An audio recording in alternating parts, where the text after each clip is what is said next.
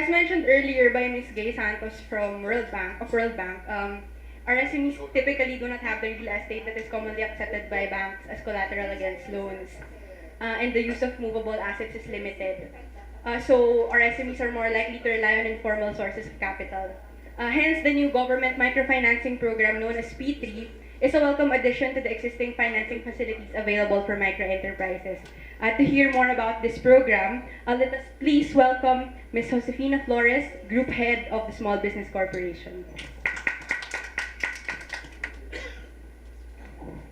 Since it's a smaller group, Jerry, help me out, ha? I was hoping Yusek Maglayo would be here, but kaya na raw natin dalawa to. Well, anyway, good afternoon. I'm representing our president, Mr. Will Reynes, who is presently attending the meeting that Mr. Sikat missed this morning. So, we are a very small organization, so medyo spread out din kami. So, SB Corporation is a government financial institution. It was created through the Magna Carta for MSMEs, and it is an attached agency of DTI. It is even it is considered as the financing arm of DTI. But I guess this time, we're going to earn another title during the overview of Director Jerry. We may now be called the 5-6 lender of DTI because of P3. So, opo. Well, anyway, what is P3? It stands for Pondo sa Pagbabago at Pag-asenso. It was, yes, next slide please, yeah. It was one of the major pronouncements of President Duterte after he was sworn in as president. It is a microfinance initiative. It's supposed to, I think, complement the 4Ps, no? If 4Ps is to support the poor families to undertake certain steps to improve their lifestyle. This one naman is to encourage entrepreneurship. So for what does it do? It provides micro enterprises with an alternative source of financing that is easy to access and at reasonable cost. So these are the two major features of the program that we have to embed in the guidelines when we implement the program.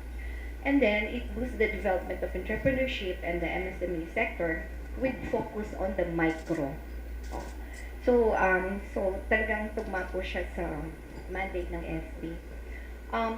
Maybe for more information on SB, we can have that one-on-one with the foundation sir later on. But basically, we are a government financial institution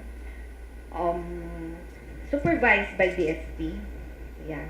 And then we have stockholders, which would include Land Bank and DBP, and of course the national government. We are supposed to be capitalized at 10 billion, but we have at present a capitalization of only mga 1.8. So plus retained earnings, that would be like 2.5 billion. So the rest we borrow. Now this one is a fresh infusion. It's not capital, it's not equity.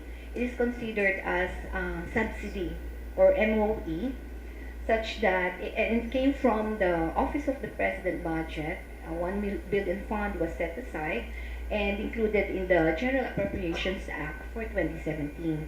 So we expect the funds to be released this year so that we can begin implementing the program. Okay, there's a specific allocation to the funds. The 1 billion is supposed to be used for wholesale microfinance. We're setting aside like 741 million. For retail direct lending, 100 million, so just 10% of the fund. And we set aside the credit risk. There is a separate booking for this fund. It will not be included in the portfolio of SB, and the financial side will not also be reflected in our books. So there will be a separate booking and separate generation of financial statements for this, and a separate reporting to Congress and DBM, DOF, and all other related, but basically to Congress and the Office of the President. And then, since these will not be included in our books, we allocated 148 million, which is the usual or 15% of the fund, to cover the credit cost. Meaning, should there be losses or we are unable to collect a certain portion of the what we lent out, this should cover for that loss. And then the mobilization fund, since this will be off books, the government has given us an additional 10 million pesos to move the funds to implement the program. So for a total of 1 billion. All right. So who can benefit from this? First would be the micro entrepreneurs who do not have access to credit or access it at very high cost. So that's basically the definition of micro enterprises. No? And it would include market vendors, agribusinessmen, and members of cooperatives, industry associations, and cooperators. And also micro small enterprises in priority and emerging industries. This is actually parang a focus of CTI also. So it was included in the beneficiaries. But overall, this would be classified as micro. Micro talaga. The way, maybe not the 3 million below, definitely not them, no? At present, the profile of our beneficiaries, none of them have reached even 1 million in assets. Okay. And next, please. So what's the other difference? The focus is at first on the 30 poorest provinces. That's based on NSO statistics. And if you will notice, most of these are in Mindanao and then the Visayas. Although certain provinces have been included in the north, like Abra, Ifugao, Camarines Norte, and Mountain Province, and Aurora. But eventually, should resources allow, we should be able to expand this nationwide. Next. So what have we, the Small Business Corporation has been tasked to implement this financial facility. So we have formed a program management office since this will be treated as a separate facility from our regular facilities. We have set up a PMO or program management office, which I had to oversee the management and monitoring of the P3 funds, and also to report to oversight government entities on a quarterly basis. This is stated in the GAA, so we will comply with that. And then we have two delivery modes. One is the wholesale. So, sir, like PCFC, we do wholesale also. SB Corporation has been in operation since 1992.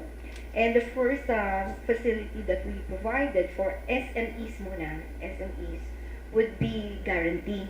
We offer guarantee to the loans of SMEs from banks.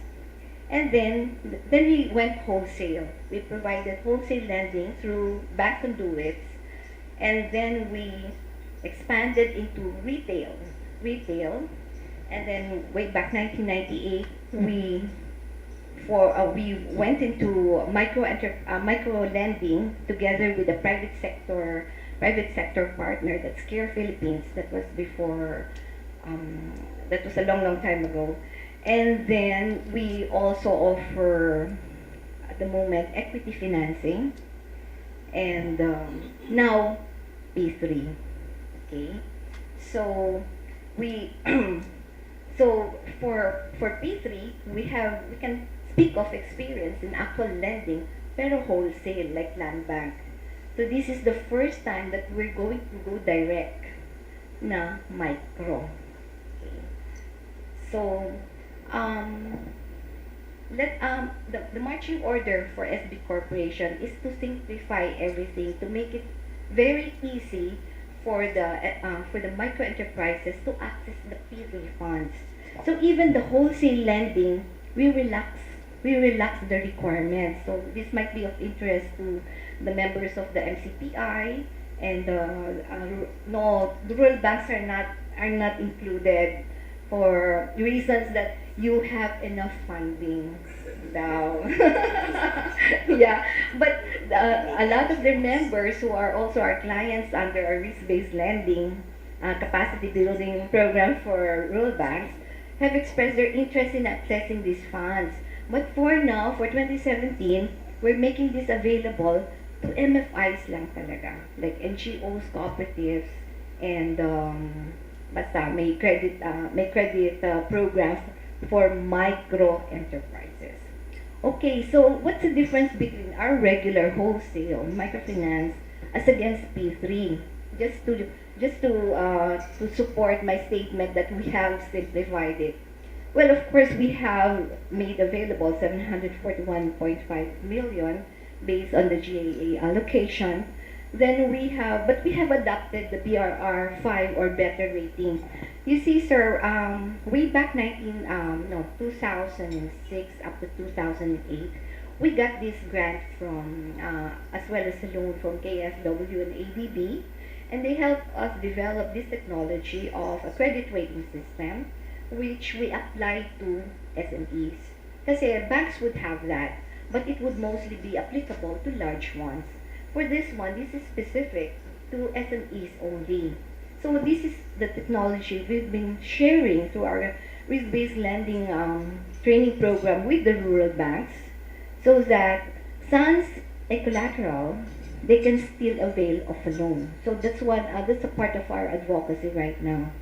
So it's also related to the movable collateral advocacy of the BSP and IFC World Bank. Yeah.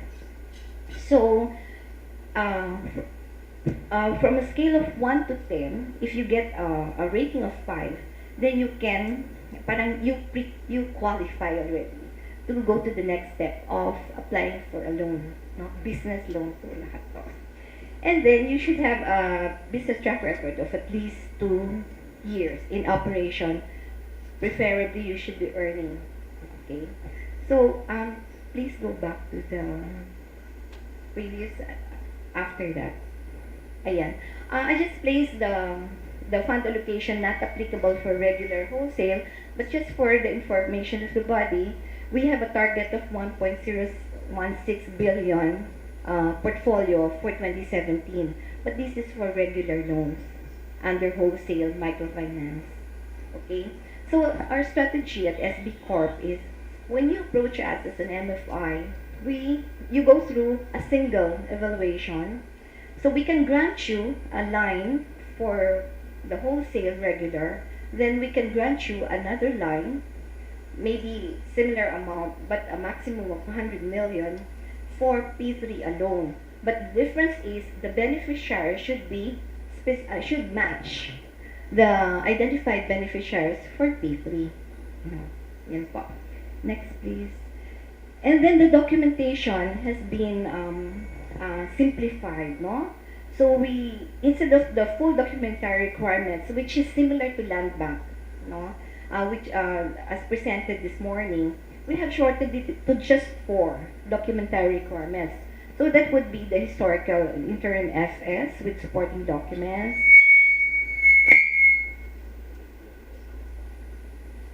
phone siguro. Ayan.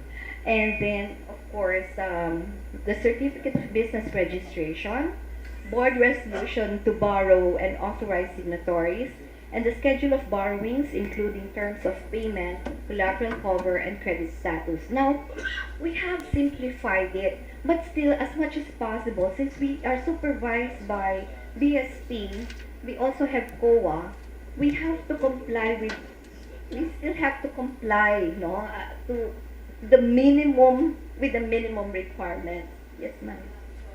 Kasi when you say micro, most of the micros do not have those FS. Ma'am, this is wholesale. For the wholesale, no micro. This is wholesale conduit po ito. Yes, yes.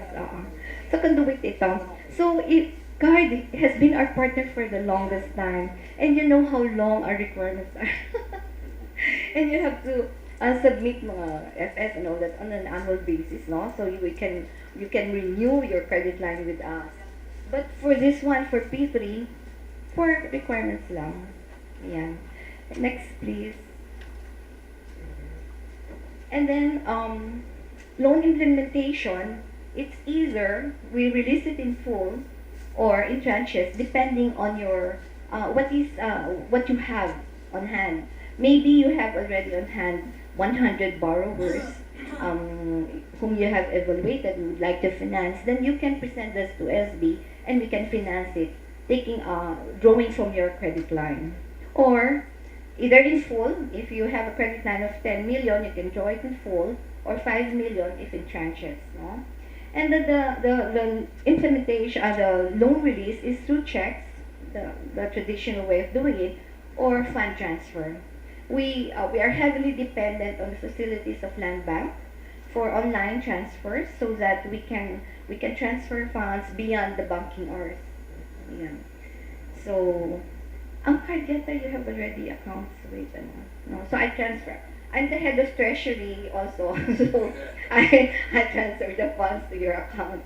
So we can do it a more facilitated way. And then the credit line, it should not, for a regular, you can have a credit line of up to 299 million maximum. That's our SBL, or single borrowers limit. But for P3 wholesale, we can give up to a maximum of 100 million per wholesale. And then the long term, it's a 1-year credit line, renewable every year. Then the pricing could be what is the applicable price at the time of drawdown. Yes, the long term, the interest rate is 4.5 up to 8% per annum. But for P3, this one is an imposed, no? It's a dictated rate for P3. It's 2% per annum to the conduit. So per annum, it's 30% per annum to the end borrowers. Everyone, every NFI tapping our funds, P3 funds, will have to adapt this rate. Yeah. And then the mode of payment is usually post-dated checks. Next, please. So, we have marketed this program even as early as January, no? Or even, I think, December pa, no? And we have set down these requirements because, of course, our mother agency, the DTI, would like everything to be simplified and standardized. And one of these conditions would be yung simple documentation. Yan. Standardized, reduced to minimum. So if you used to have 10 pages of a loan application, then you should have 2 or 3 na lang siguro. And then, fast release to borrowers. But that's not a problem with us right now because so long as you have an approved credit line, you can draw anytime. So we have systems inside to ensure that if you tell me now that I would like to draw 50 million on Friday, then you will have it on Friday. Ganun po. Ganun po ka-efficient na treasury namin. One day lang kasi Friday na. And then low pass on interest rate. So the cap, you have to agree to a cap of 2.5 per month. For the Indian lenders na nakausap po namin, doon sa kasama sila Jerry, parang they were amenable to it kasi parang, we still have an earning of so much. So they're interested. The formal lenders like Squire, ganyan. And then efficient collection and repayment. So this is not a dole out. So when we do the collaterals to launch this formally later on, we will have to make that clear that this is not a dole out. It has to be repaid. Next, please. Ayan. So, you may remember that 10% of the funds had been allocated for direct lending. Now, since the marching order is for SBC to mirror or to mimic the 5-6 lenders, we have, as much as possible, tried to comply with that directive, no? So we have simplified the documentation, the application form, the loan documents, even the number of documents that they have to sign, the CIBI, talagang very short and in such a way that we have been able to shorten it to 3 days. But still, that's still too long. So they said, at least the following day or same day. So, yeah, 5-6 na daw. We have to think like 5-6 lenders. Kala ko 5-7 na ngayon. And then no collateral. Okay, so this is to microfinance. And then long term is mga 1 month, 2 months, 3 months, up maximum of 12 months, depending on how much you borrow.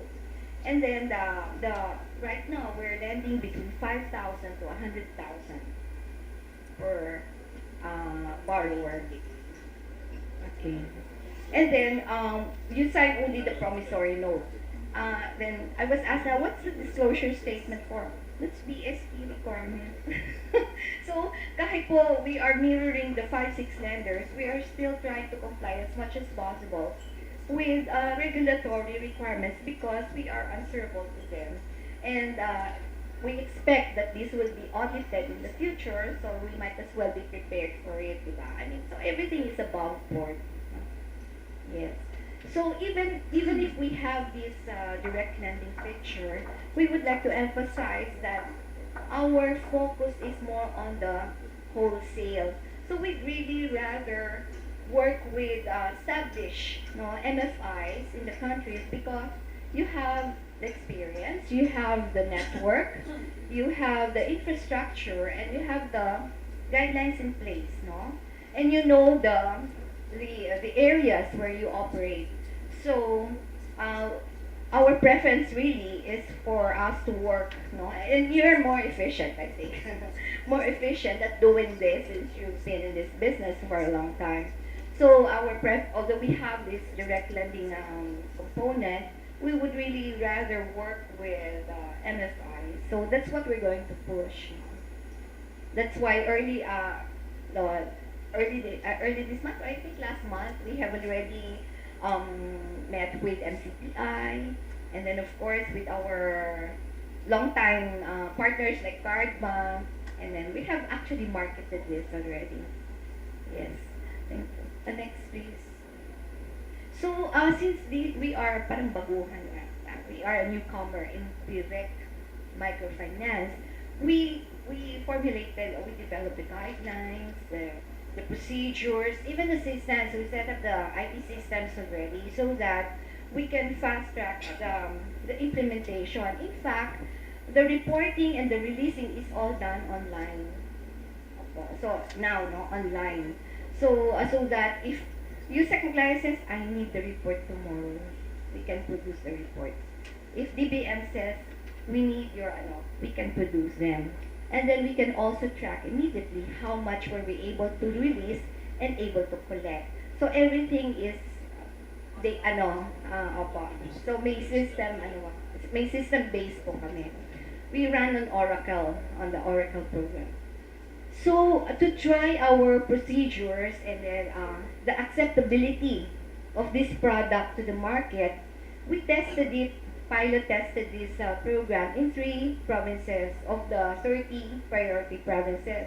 So between January, lahat yan, 27, 25, 31, in San Jose, Occidental Mindoro, Leyte, and Sarangani, we marketed the program, and we were able to get partner conduits at the national level 5, and then 10 local in Mindoro alone with a credit line of 71.5 million. In Leyte, we were able to recruit 5 local conduits and granted 13 million in credit lines. In Sarangani, we recruited 6 local conduits with a credit line of 23.5 million. And then, direct borrowers, we also tested the direct lending component, and we were able to release loans to 56 accounts worth 1.72 million. In Leyte, 26 accounts, less than a million. Sarangani, it's 21 accounts, 4.75. Today, we are releasing another 455,000 to 20 accounts in Sarangani. So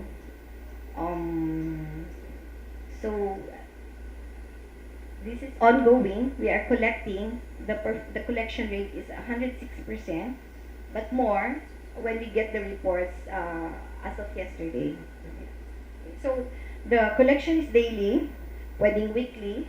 We don't we don't charge penalties when there are late payments. We are not offering rebates yet, since we are still in the pilot stage. But at the end of the month, or before siguro mga first week of March, we're going to evaluate this experience, and then we're going to firm up the guidelines for lending, and then we're going to do the expansion plans on how we intend to roll out the whole 1 billion yan, for P3. Okay, so I think, ayan, so that's it. So we're also doing the comp plan. We will finalize it on Tuesday with DTI so that we can fully, formally launch the program, including the media na. Ay, dagdag ko lang kay Georgie, kasi actually this is really the reason why we convene this dialogue day. Aside from the push by our private sector partner here, is the consultation on the P3. So more important, actually, I said to Alan here than the Microfinance NGO Council or the implementation of the Microfinance NGO Act, because that one is really more for the incentives to be given to the qualified MFIs. But on the other hand, this one, which is now becoming, I don't know, we do not know what will be the future of this program, because if this becomes the landmark program of this present administration, and if this administration will last until 2022, we are really looking forward for a more resource to be allocated to this program. That's why we really want to parang engage now the other stakeholders, the MFIs in particular, because we want to look at your reaction, whether this is in competition with your existing yung mga financial facilities, or this can complement, or this can be a way for you to further enhance the outreach of our MFIs. Kasi while government, we all understand, we all know that government is not really an effective deliverer of direct services. So ito ngayon ang gusto nating mangyari, na ang pinaka-agenda kasi ni government, make financial resources available to as many people than does for us to attain financial inclusion all over the country. Pero yung iniisip namin, what will be the best mode of attaining this objective? Isn't it better through our private sector partners, the MFIs themselves, who are already in that business for a long time, and they're already all over, rather than government doing something na we do not know if that can be sustainable over a long period. So yun na nga ngayon, it's good we have the SB Corporation. So as explained by Georgie, what has happened now in the 3 areas, pilot areas, is simply just to set models or to determine the cost. Now, how much will it cost for the administering agency or institution in providing such an type of financial facility like the 5-6 na may daily collector in the market. That is what they're really doing sa Mindoro, sa Tacloban, and then sa Sarangani, because these are the 3 provinces that belongs to the 30 priority provinces. So that for us to be able also to determine how much will it cost also if we tap conduits, for example, if we push or prod our MFIs now to do this type of retail, or to be the conduits of these services. So parang ngayon for the government to determine what is really the pass-on rate. Kasi you mentioned the pass-on rate, diba? Lower than the market pass-on rate. So yun ang gusto natin i-consult with you. If later on, baka mas effective, as expedient for government to just allocate the funds in addition to providing the guarantee system for the financial institutions. And if the government will be the one allocating now resources for lending to the micro or small entrepreneurs or enterprises, how much would the pass-on rate be given? What is the ideal pass-on rate by government in such a way that it will still not really earn, but at least recoup the cost of that money that is being allocated, because mind you, in other countries they are really allocating yearly budget for MSME lending. Although ang ngayon natin, mga international organizations are saying dapat market-led siya, no subsidy, but unfortunately, or most of the developed countries are really having subsidy. Yun ang sinasabi natin. So we're always having a close coordination with the DOF, because iba palagi yan even sa ASEAN, sa APEC process, palaging iba yung posisyon ng finance ministers against dun sa mga MSME ministers. Developmental itong isa more on regulation, something bias toward the financial institution. So parang yun ang natin tinitingnan. This could be our way now to test or to check what will be the right policy that will be by the government to strengthen further our MFIs, to capacitate them to have more outreach all over the country, in such a way that MFIs will be considered as the new 5-6 ano ngayon natin, parang lenders.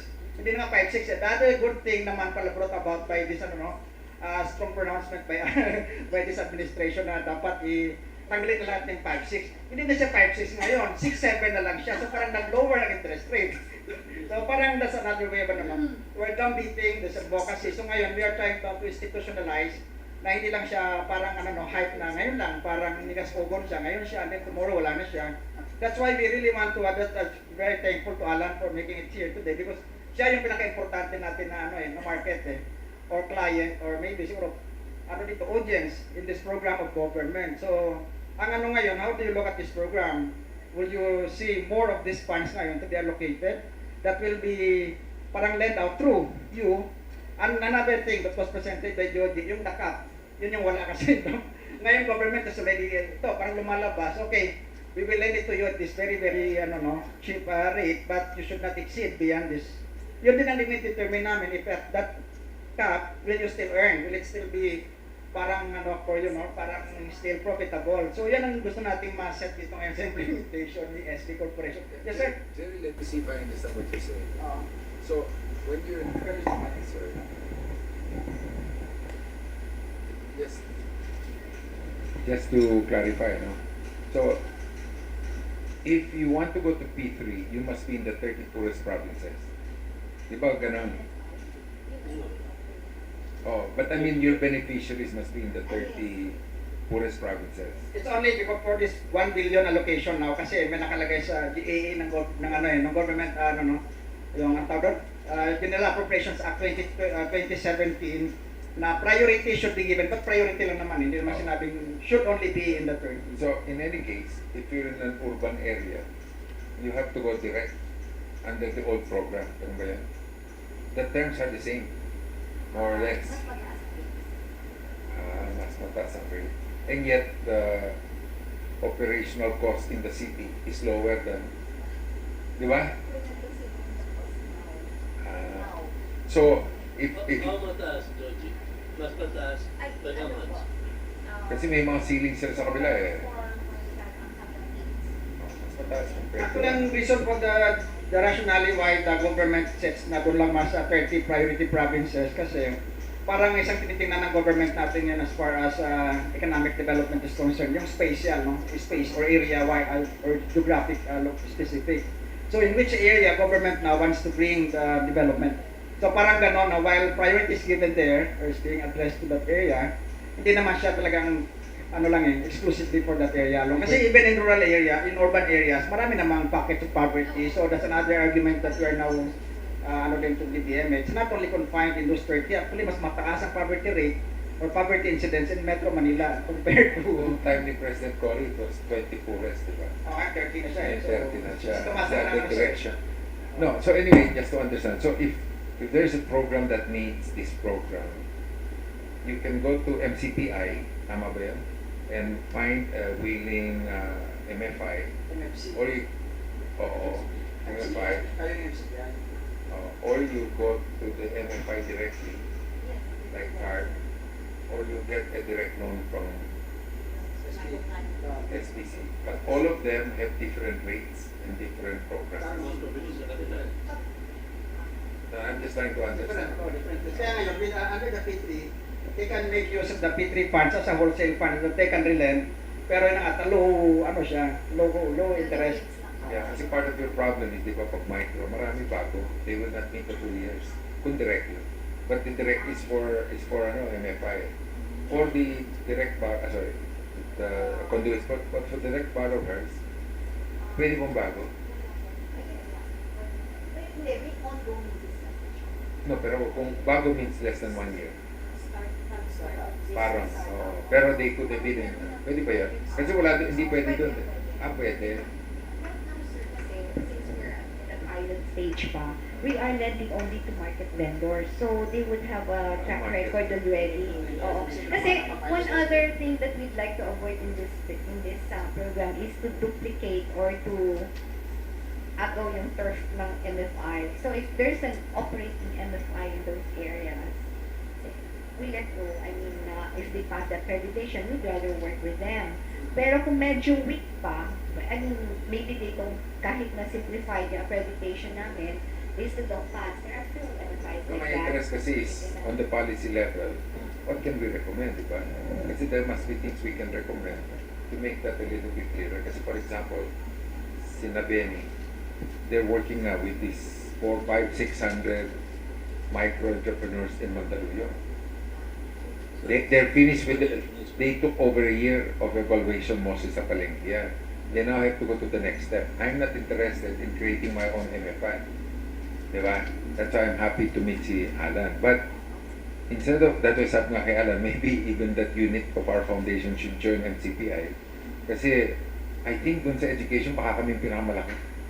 More than anybody here. Kasi ang network namin are the 41 biggest universities in the Philippines, including the biggest state universities. So, who are our partners, for example?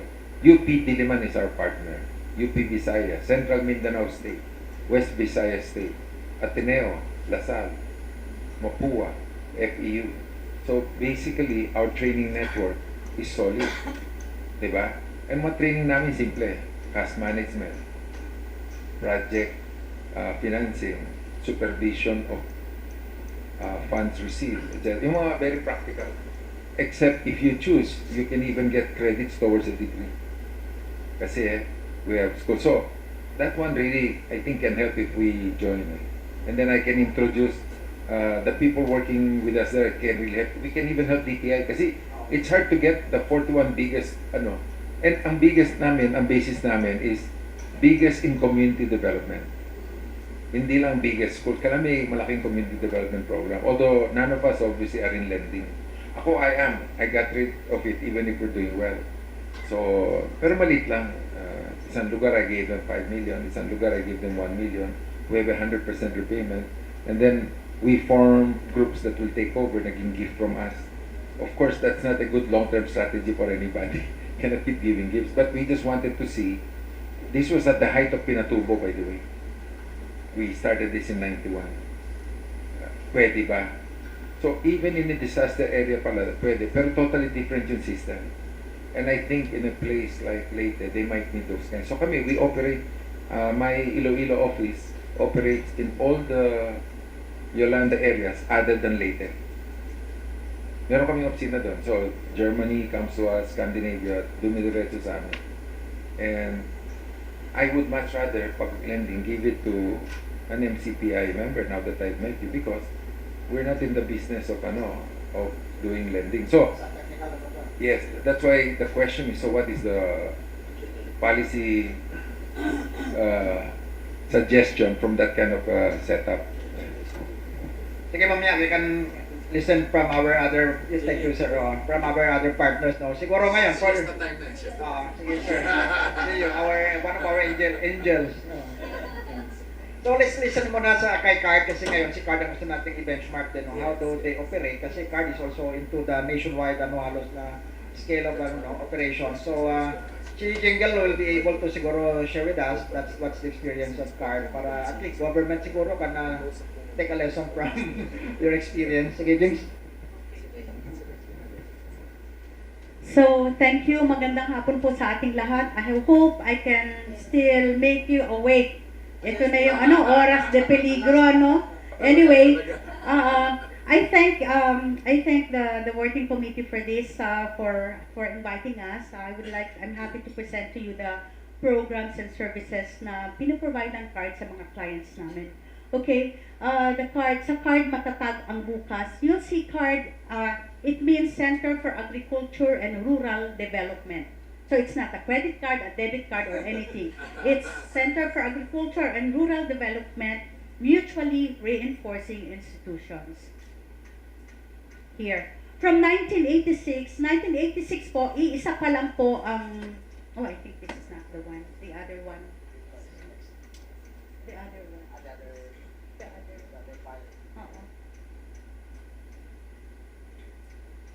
There. Sorry. No. Kasi yung sa gusto ko lang mapakita. Yan. Okay. So, gusto ko lang kasi kanina sa slide, iilan lang yung institution. CARD has been established in 1986 po. It started with CARD NGO doing microfinance. Now, after 31 years, this one is 14 institutions. Pero ngayon po ay mga nasa 15, 16 institutions na po kami. Most of the institutions are addressing the basic needs of our clients. So you will see, pwede po ba ako dito? So this is the NGO, microfinance, diyan po nag-umpisa. Nanganak po siya into CARD Rural Bank, which is a rural bank, microfinance oriented din. But it's a bank now regulated by BSP. Yung CARD NGO, hindi po siya regulated by BSP, SEC lang po siya. Then after that, sabi namin, since the micro clients, yung businesses nila, very dependent po ang kanilang buhay ng pamilya dito sa kanilang business. So, anything happens to the member, or to the client, or to the business, bagsak yung buong pamilya. That's why we came up with a micro-insurance, MBA. Sa micro-insurance po, we provide life insurance, we provide loan redemption fund. Ibig sabihin, pag may nangyari po doon sa business, kung ano po, sasagutin ng insurance pa kasi we have to be sustainable. I just want to make it clear, nung nag-umpisa po ang card, wala pong pera. It started with 20 pesos and bond paper. Dr. Alip had no money at all. What he did, he came from PBSP. And then, sabi niya nung sa PBSP, ang tinutulungan natin, farmers na may mga lands na. What I want to do is to help the farmers na landless. That's why they resigned siya together with the 3 colleagues niya and put up card kasi wala silang pera. So he started writing foundations abroad. And fortunately, after 2 years, meron pong sumagot, Community Trust Fund of Japan. $10,000. So they started with $10,000. Yun po ang umpisa ng card. So, CARD Rural Bank, and then we have the micro insurance.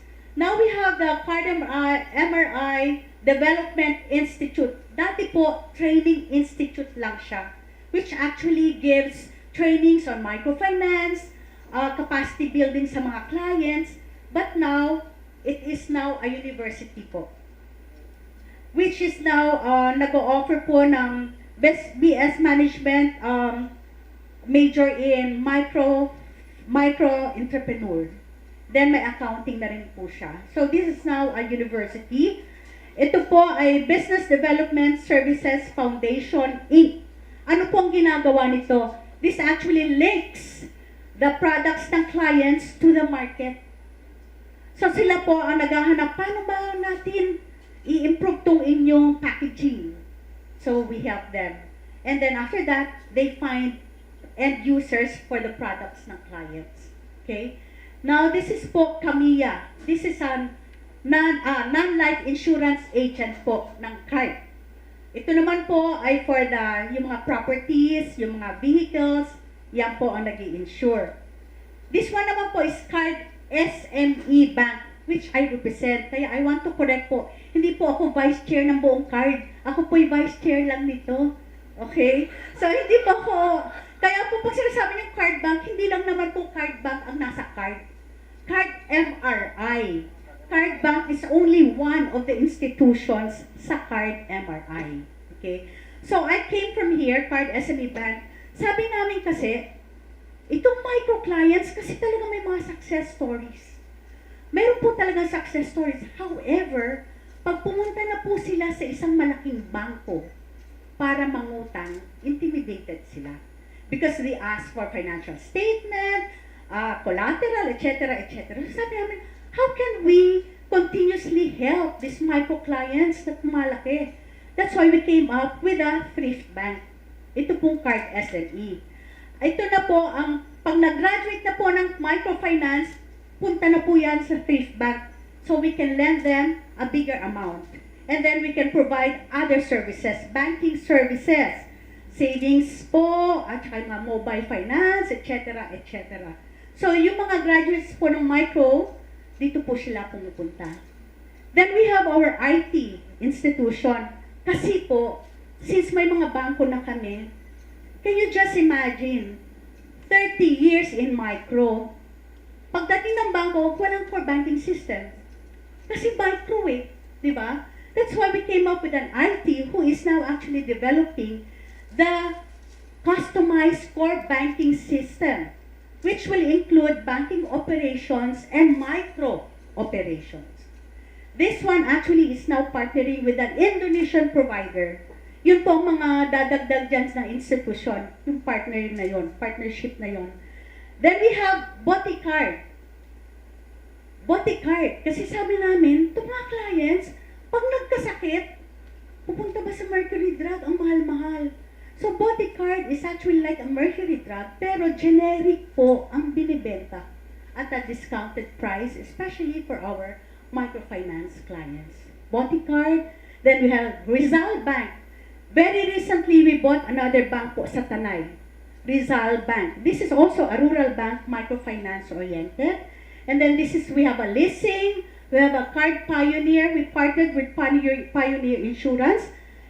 Fortunately, we came up with a crop insurance na po for our micro, agri. And then we have the Rice, which is a leasing company also. Then Likhani Inay.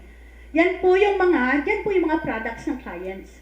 Yun na po rin daw na nagtutulong ng pag-market. Okay. Next slide, please. So, ito po yan lang po naman pinapakita yung mga management ng Card MRI. Yeah. So, what is our mission? Our vision, Card MRI is a world-class leader in microfinance and community-based social development undertakings that improve the quality of life of socially and economically challenged, Mr. Yap, women. You know why? May studies po talaga between men and women. I'm so sorry. Women yata is more responsible when sa finances. Kasi po, on the during initial years po ng card, they lent to the men also. Ang problema, ang laki ng past due. Kaya women, kasi nga naman, lalo na sa rural areas, may pagkamacho po talaga tayo eh. Di ba? Pag ang lalaki may dalang pera, pag kinawayan na ng barkada, wala na yung money. But women, they will really, take care of that for their families. So yan po ang vision. And that's the mission. Empower socially and economically challenged women and families. Enable the women members to gain control and ownership of financial and social development enterprises, and we can partner with appropriate government agencies and private institutions. So, as of now po, dati po, ang number po ng kanilang women clients of 1986 is 89 women. Ending po ng 2016, we are now serving 4,175,931 women or families in the Philippines. We have insured individuals of 12.3 million. Kasi po, pati yung mga anak at ang asawa ng mga nanay ay insured din namin. So we have clients including savers of 3.9 or almost 4 million. Clients with loans is 2.3 million. We have a loan outstanding of 16.8 billion.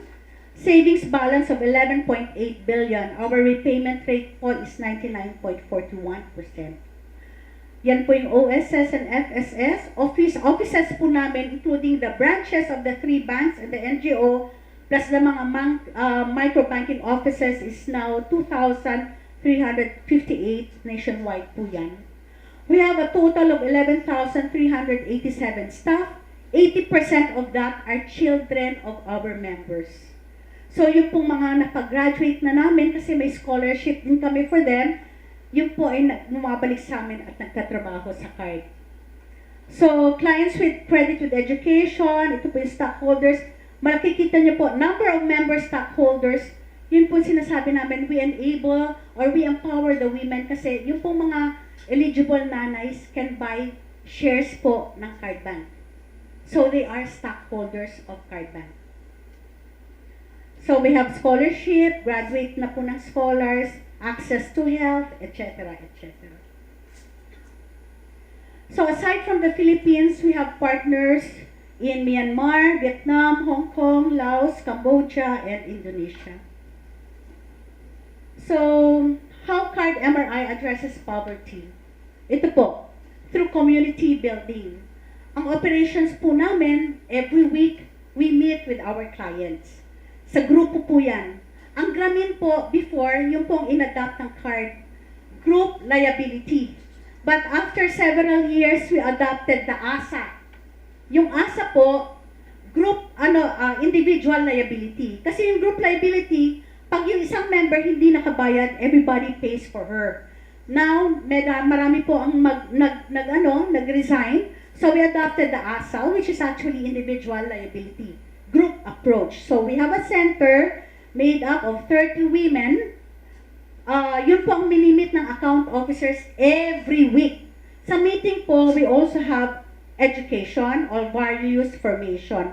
So kung ano po ang relevant topic for that time, yan po ay ginagawa ng module ng aming training institute, yun po ay binibigay sa mga nanay. Providing leadership skills, kasi po sa center, we have a center leader who is also a member, the treasurer, and the secretary. We provide for financial services, katulad ng mga loans for livelihood and income-generating activities, and then loans for basic services like health and education. Community development services, we provision for health services, may mga community health clinic po kami, education to clients and children of the clients, and program for overseas workers. We have provision for microinsurance, like what I've mentioned earlier. We have life insurance for them, non-life and property insurance for them also, and mga loan insurances po. Savings mobilization, we actually orient them on how important it is to have savings. So may capital build up, and also now we have mobile financial services for them. Capacity building, formal and non-formal education for staff, training and livelihood and financial skills naman, enhancement for our clients. So meron po kami mga fora for our clients, both the micro clients and the SME clients. Business development, yung po yung sinasabi ko, developing local industries, katulad ng kaninang pinakita ni Mr. Sikat, yung pong aming mga clients na nagpo-produce ng mga sili, nagpo-provide na po sila, nagsusupply sila sa Jollibee. Okay. Disaster response, yung mga pong latest mga calamities, meron po kami binibigay na calamity response doon by relief tax, solar panels, etc. Yun ang nga po yung stock ownership. Cardbank is significantly owned by clients. And sa lahat po ng may mga institution po na ang mga board ay nandoon ang mga members. So they are given decision making po sa kanilang pagiging members.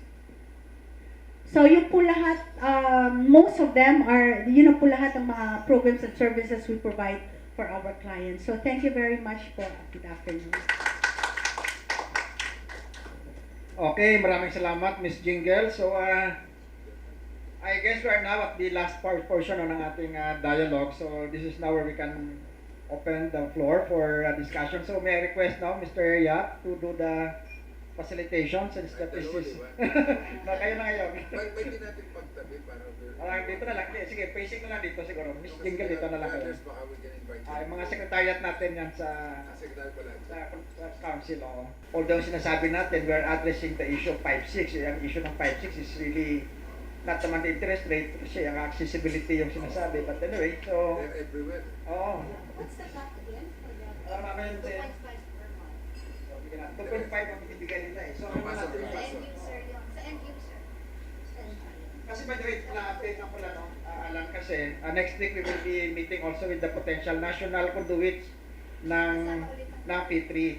So, ang national conduits, ito yung mga MFIs with presence nationwide. Sino yung kausap? Radio Well, Cebuana Lumiere Bank, and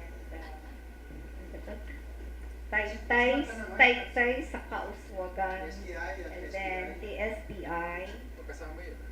Ay, di po, parang magkaiba po Taytay yun. nag-umpisa sa TSPL. Yes, sir. And then, of course, card. And then, ayun. So, 5 po sila. Why not iRemit? iRemit is the biggest. No, iRemit is a remittance company like India. But they're the single biggest. They remit the bulk of all the remit. They're bigger than any bank. Ang nireview natin kasi dyan, Parang alam mo, they're bigger than any bank when it comes to remittance. kasi ang 5-6 lenders, di ba, they're all over, no? And then cash is being transacted every day, eh. So, hindi sila cash mismo yung binibigay. So, that's the reason why yung mga Cebuana really is also being tapped. Ito Kasi- they get from everywhere, they can deliver anywhere. Kahit na smallest island, they can deliver. Kahit na in the middle of Uzbekistan, kaya nila. Pwede ka lang. You're talking about the real. They're bigger than, I think, the Siguro. next 3 banks combined. Kaya tingnan natin yun. So, sama natin. Pero really, ano lang sila, conduit lang. Conduit lang. Ang isang ano kasi doon with sa Cebuana kasi sir, katulad niyan, if they are may deposit na ngayon, immediately makukuha siya anywhere, any branch ng Cebuana. So parang number lang siya. Member ng Tapos si Cebuana, meron siyang system grupo natin. na ma-confirm niya kung na-receive na, may database niya, any time of the day, you can get the total or summary of that. So, instant ang ano. No, kasi I can ask them. Sige siya alam mo na. Yeah. Para may ano tayo. Sa atin. Biggest, the biggest. The biggest stakeholder. Biggest question. Biggest stakeholder mo si IMF. So, bago pa ginawa yung 30% na cap per year, yung when I met with Lynn, una kasi niyan, 2% per month yung cap. At ang per annum nun, 24. Tapos sabi ko, parang masyadong mababa yun. So sabi ko, pwede pang taasan ng konti. And I think in one of your board meetings or meetings, nag-decide kayo itaas because of that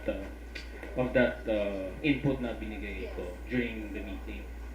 Pero ngayon, nung pinisend during the MCPI board meeting last January, wala naman ako nakitang violent reaction about the 30%. But we will really never know kung acceptable sa MFIs yun and the MFI NGOs. But unless na talagang kung walang takers in the near few months. Pero during the board meeting with the 8 MFIs present, parang wala namang violent reaction. But mhm. 26 in all, and we're recruiting 12 more. They have a big And I think what we did was to send to SB Corp the list of MCI members kasi yung SB Corp yung talagang dumidiretso ngayon Wala individual. silang cost of money. Yeah, everyone. No, sila. Yung that siya, wala silang cost of money. Once you have no cost of money, 2.5 is actually... Actually, for me, Kasi, okay, considering that, let's say, card goes to you, hindi naman kami makakautang ng kung gaano yung kailangan namin. Right? Okay, so that means, yung aming source of funds will have varied interest rates. Right? So, sa inyo is okay, but the others, baka. Kaso, kung maglalagay tayo ng cap na mas mababa, dun sa, okay na yung 2 sa akin 2.5 is okay. But if we're going to actually amend that and bring it down, it will be difficult for us. Kasi, we will not have one rate lang naman ng source of fund namin eh. We will have varied interest rates, plus the operation cost namin is really big. I mean, yung aming ano. So, for me, kung ako yung tatanungin, I think 2.5 is good enough, yes. And in addition naman, at the MFI level, hindi naman sila mag-variable interest rate sa mga clients. It will be the same. Yun yung sinasabi ni Jingle na okay sa kanila kasi iba-iba yung interest rates na nakukuha nila for other lenders. Hindi naman sila magkakaroon ng iba't ibang interest rates at the part of on the side of the clients. So if they have, magkano ba interest rates? Let's say something. if we lend at least, regardless of whether we get that fund from at this rate or not, you always get it. So standard ang micro interest rate. So Jerry, nakuha mo na sagot mo sa P3. Baka I can go back to microfinance. Are there any issues that you guys involved in microfinance need discussion o wala na? P3 lang usapan. No, kasi supposed to be microfinance kasi, no? So P3, we serve Jerry's justification for the meeting already. Hindi microfinance, that's part. Sige, okay. So, micro. That is Oh. Mr. Litos, ano ngayon, kasi siya ang chair ng ano eh. Gano'n ba? Finance Technical Working Group ng District Council. Oh, yeah, no. No, kasi ang P3 is important, it could be very big, but it's episodal.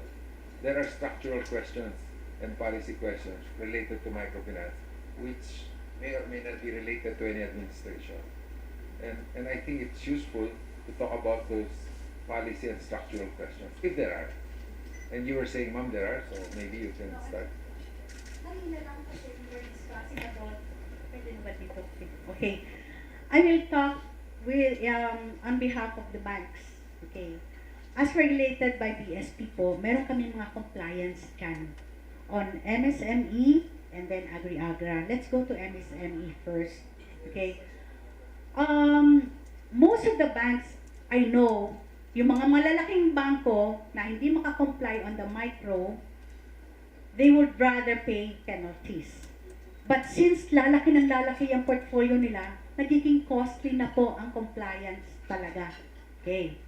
For us naman, na talagang nag-ooperate lang on the rural areas, yung aming kinakategorize as SME, micro pa rin po sa tingin ng DTI at ng BSP. So we will be penalized kasi wala kaming compliance on the medium enterprise naman. So, ang tinitingnan lang namin, mahirap nga siguro din, ang una namin suggestion is, pwede po bang mag-redefine ng rural SMEs at urban SMEs? Baka hindi pwede.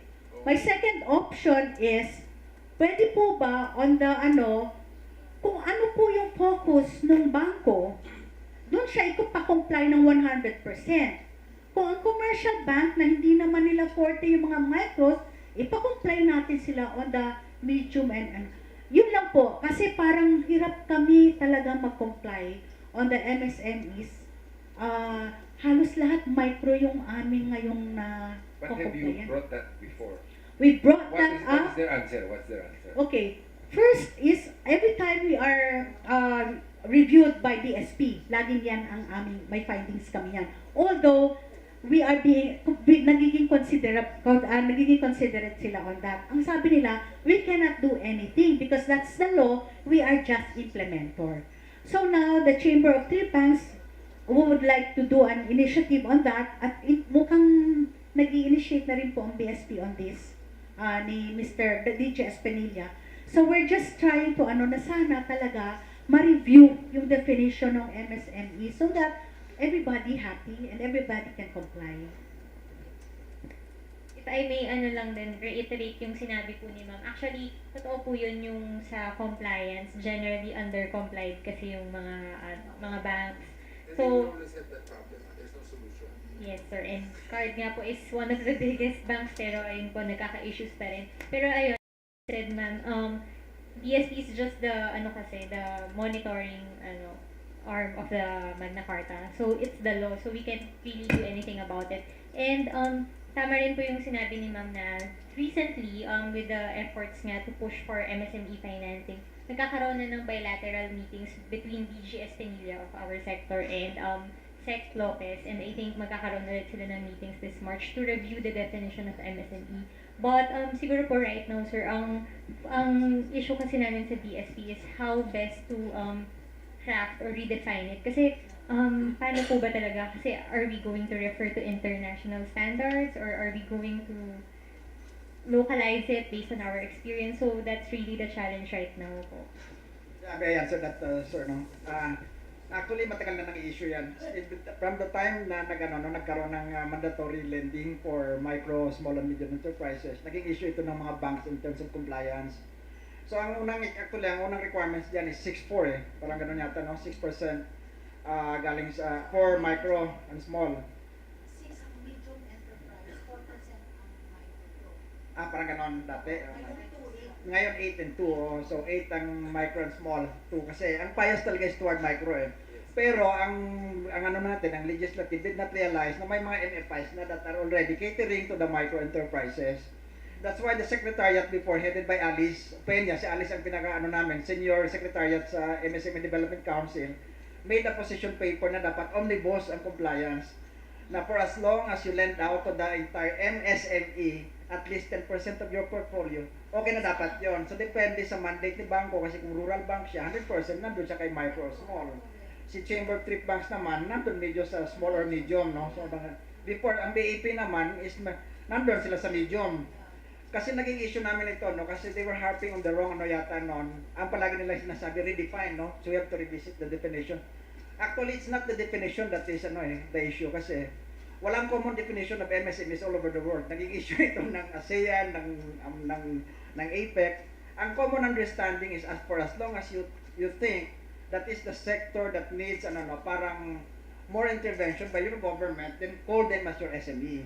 In fact, tayo pa ngayon nag-espouse ng creating another category yung micro. Kasi we have more micro than SME based on the definition ng other countries.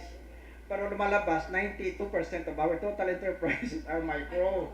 So ngayon ito yung natin, yung sinasabi namin kasi na yun ang unang solusyon doon na i-omnibus ang ating compliance. So, and then kasi issue natin is before, ang sinasabi ni Jingle, babaan ang definition para for them to comply with the yung category ni small or ni medium. On the other hand, nagpadala sa atin ng letter itong mga big banks, international banks, foreign banks, si Citibank for example, they also want to increase the definition ni micro kasi they are not lending to micro. So sabi namin, wala tayong meeting point ito. Ang discussion namin with the Committee on Banks, Committee on Small Business sa Congress at saka sa Senate, gawin natin omnibus talaga. Na dapat tingnan natin ngayon. So we have to have an inventory of what are the financial institutions that are catering to the micro, to the small, and to the medium, and then we have to determine alin ang gap. Based on the market, what is the demand? Are we providing supply, sufficient supply? So kung saan ang gap, yun ang gagawin natin, i-mandate natin, and that is where government should come in. So siguro yan, sir, ang pinaka natin na recommendation. But I have a question for you, just so I understand. Is the matter of omnibus something you can do through the existing IRR? Yes. Or is it kasi iba yun, di ba? Ay, You understand? Is it a law? nasa law siya, nasa law. Kasi ganito yan eh. The moment you address a law, pasok mo na lahat ng gusto mo. Kaya nga. Huwag mong gawing omnibus ang lahat ng nakikita mong issue, ilabas mo na. Kasi law yan eh. Now, kung nasa IRR lang, mag-usap lang sa pwede. But I don't think you can do that eh. I know. So, if the recommendation is to go, let's say, as you say, omnibus, but it's a revision of the law, let's talk about other things that revised law should have. Tama. Kasi you don't want to keep writing law, mahirap yun eh. And Actually, ngayon, sir, just for your update sa lahat, no? There's not the process of amending the Magna Carta is again underway. So, this is not the right time to inject itong mga kasi ang pinaka-primary ngayon na-amend is the structure of the SB Corporation. Parang strengthening SB as the SME Bank for the Philippines. So, yan din siguro tingnan natin kasi yun ang natin eh. That's the vision actually, no? So, ito natin tinitingnan ngayon itong mga MFIs natin kasi ang government bank should really be catering or facilitating yung lending by the other financial institutions to MSMEs. So that's how they want to envision. No? And besides, ang ni SB is for it to revert back to the original intention of the law, which is to provide guarantee to the financial institutions to encourage all of them to lend, but not for SB to be also going into the lending. This is a totally different business. Oo, so iba siyang business. Yeah, sorry. Actually, sir, among the banks when we get together, no, there is MSME, there's Agri-Agra Yes. problem also. Okay, agri-agra problem also. Kasi, yung agri-agra, like us, card, okay, napaka-definite limiting yung kanilang compliance on agra. It has to be lent to agrarian reform beneficiaries. Or substitutes. O, wala pong subject, beneficiaries, sir. Commercial reversal may substitutes. Parang beneficiaries. You buy central bank paper. Ay, yung ako. Pero, yes, alternative compliance. But, yes, however, sir, wala namang palaging available. I know, Okay. but I'm just saying, but it's there. Yeah. And that's IRR. Madali yung kanila. Opo. They can increase the allocation. Apo. Ang problema, sir, namin is very limiting agrarian reform beneficiaries. Ang amin pong napapautang is agrarian reform communities. Kasi when you say beneficiaries, maaari yung beneficiaries patay na or naibenta na. Sir, yun din ang namin. And since PSP is just implementer, they just have to follow that. No, wala silang kasalanan. Wala nga po PSP kasalanan. PSP Exactly. palagi walang kasalanan. Opo, kaya yun nga po ang gusto rin namin. I'm serious. Ay. May kasalanan DTI. Yun nga po, kaya gusto namin Kasi ilabi DTI rin. should be on our side, di ba? Yes. Oh, pero, sir, Alan, your MFIs, do they have the same problem as card? No, but once you go into lending kasi, you might as well think of all of quasi banks na rin. So, no, but that's my point. Baka that's the solution. For those who are majority for micro, maybe they should have the same easy requirements as the MFIs focus on that. There are different ways of attacking this problem, but for me, anybody who focuses on micro should be under the same regime. Today, you have two levels. Yung sa MCPI, MFIs, and then yung mga bangko. By definition, any situation where you have more than one regulation for the same activity, there is a problem.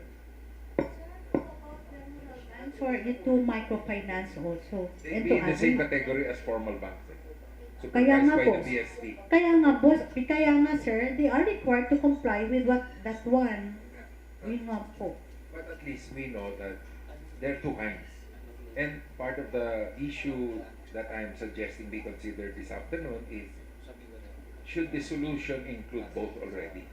Or should we allow this bifurcation na may dalawa? Because in the long run, you should not have those kinds of distinctions. Sooner or later, magkakabanggaan yan eh. And mahirap mag-revise ng law na ganito. The reason I mentioned that is, yun nga, pasukin natin yung sa Magna Carta. Yun ang akin. Kasi may mga usapan na yan, may mga na-propose na mas madaling mag-revise doon kaysa magsulat ka from scratch. And they know that there should be a revision to the Magna Carta. Clarification, sir. Anong ibig natin sabihin ng dalawa po? Ibig sabihin yung allocation for micro and small or and medium, or yung category na regulating the banks and then regulating Yeah, the there are two MFIs? kinds of dalawa I'm talking about that maybe we're talking about now. One kind is you have MFIs under MCPI and there are banks, street banks, rural banks that are lending, but they're addressing the needs of the same sector, which is 92% of your business. That's one kind of problem. The other kind of dalawa is when you look at this structuring, your definition nga, kasi definition tayo when it comes to SB naman, that definition clarification, dapat itukman natin dun sa ganung usapan. Instead of looking at them as separate problems, isama na natin so that ang iiral na base is the definition. And then we will say, because we've defined it this way, then maybe those like card, those like the MFIs, should be given the same amount of flexibility, etc. And then you can say minimum of 75% lending, minimum 80%. Pero yun ang dapat. See, the thing with laws is I think you have to be careful what you want in the law. The correct thing is to allow for a lot of IRRs lang so that you can participate in its writing and it's easier to modify. Pero paano ito, sir, ngayon? Kasi ang MFIs, they are not actually regulated nun as far as, or even mandated no, sa... But I think that, no, it's not, the mandate is another issue. But they should be regulated anyway. Because at a certain point in time, with the wholesaling of bigger and bigger amounts of money, mapapansin yan Actually, na may sir, malaki. Might as well tulungan na natin from the beginning before it becomes a problem. kasi po sir ngayon, as of now, ang NGO, card NGO, also gives data already to BSP. It will, maybe later or sooner or later, baka mamaya, hindi natin alam eh. Baka maging under na rin sila. So, Regulators is to regulate. correct. So you should volunteer para you can set the terms of your volunteers. Unless I don't know members there. In terms of regulation or the MFI NGO being regulated, wala tayong problema doon kasi that will be covered by the MNRC, the Microfinance and Yeah, Credit exactly. Council. So, I don't see any problems So with okay that. siya. Oh, pero pagdating dun sa percentages, compliance, hindi na kailangan yun for the MF NGOs. Oh, kasi micro 100%. Hindi nga, that's why for me, ang question is, it must be the nature of the beneficiaries who are receiving the lending. I mean, that's the way I'm looking at the construction of the revision to the bill.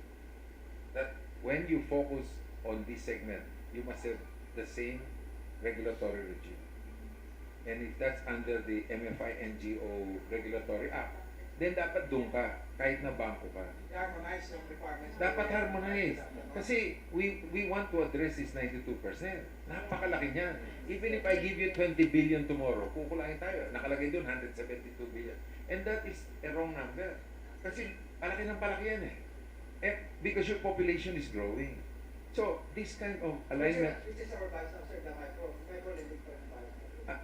But ako, I'm saying, maybe it's time for us to think in terms of, there is a regime for micro, there's a separate regime for SME. And if that requires a separate corporation, then attach two corporations to DTI. One small business, one a revived PCFC. Kasi hindi pa patay eh. So why not revise it lang, use it as the same as small business corp, pero doon mo lagay lahat ng micro, dito mo lagay na small and medium. And then both of them, we give them the mandate to develop credit guarantee system. Because alam mo, sooner or later, dapat nasa guarantee system ka. Hindi That pwedeng is, ganito you na. have to you have to look at the P3 now kasi si SP nag-address sa micro. No, wala namang problema sa kanila. I'm sure to So, transfer it to ano eh. Oh, iba kasi ang program sa ano eh. Oh, ang pag-transfer nun, sulat lang yan, isang order lang yan. Okay. If I may just comment po. Sige nga, sige. Ito si Arbap natin. Kasi yung following yung sinasabi po ni Mr. Yap, kasi just to share the sentiments of the rural banks, ano na eh, parang umiiwas na sila to lend to the micro, especially to the micro sector because it's the very risky. And from the rural bankers na nakakausap namin, they have been saying na hindi na-realize ng regulators, BSPM, excuse me. I mean, there are rules na parang hindi nako-consider yung clients because of the strict requirements of the profile of the market. What's left of the bank is not to service this market anymore because sila naman yung mahihit pagdating, sila yung maka-findings ng regulator. So that we have this issue on how to balance on continue serving the market and at the same time stay compliant with the requirements of the law. Kasi yung 6482 mali yan eh. Dapat hindi ganun eh. Dapat voluntary selection of your market. So, kung rural bank ka, let them deal with small business. Yung mandate, we have to say, we want it stated there. Kasi hindi dapat mapasok dyan ang regulation eh. At saka iba-iba rin yung negosyo sa bawat community. Of course. Kaya nga kailangan localize eh. And that's why may problema nga. Anything that is, sorry ma'am. Which is why my basic reaction when I heard about a bill proposing the creation of an SME bank, my reaction was it won't work because the regulatory environment of a bank is so strict. Because of course central bank is central bank, they would like to adhere to international standards. Please, magkakaproblema tayo sa Opo, country. like Basel III, Basel II, mga ganyan. They have compliance requirements also. So if they apply that as a regulator on the actors in the microfinance industry, opo, kaya nga ako nga, huwag mong gawing bangko.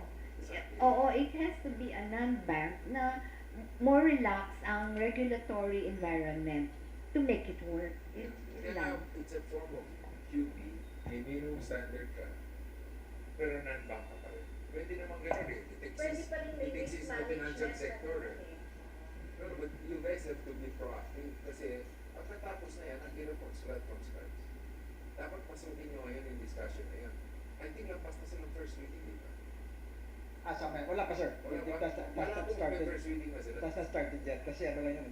Parang that was only the endorsement of the Export Development Council. So better yet, tayo So that's not past the MSME Development Council yet. That's why we are having this today. Para We should write it. natin We should write it. Ang galing magsulat. Kasi ngayon parang there's a lot of things coming from all sources. So hindi pa natin alam kung ano talaga ang final picture. Even BSP is already having this initiative to consult with the World Bank as to what would be the right form for our small business corporation. Kasi yun ang sasabi mo. Hindi sir, assistant na yun para looking at the international. Sila kasi looking at the international practice naman eh. Pero of course, ang pinaka-final decision is the Philippine Ang government. problema natin kasi, we listen to those who give us money to help us do the studies. Ganun lang yan. No, that's what happened to us in education. In education, we have an American system. All the consultants were Commonwealth. They impose a Commonwealth system on top of education. Kaya nagkagulo sa K-12. But they were the only ones willing to give money, the Australians. And so it's a serious problem. Can you imagine they forgot there are night schools? So ganyan ang nangyayari sa atin. They forgot in our country, mabigat ang micro.